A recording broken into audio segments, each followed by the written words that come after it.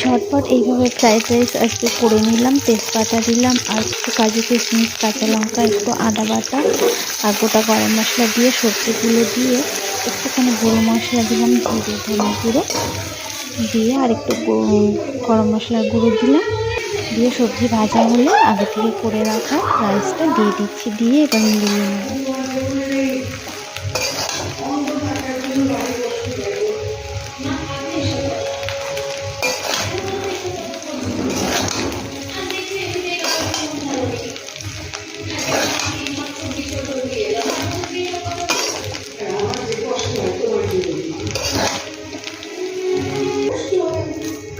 এবার ওপর থেকে একটু চিনি ছড়িয়ে দিচ্ছি।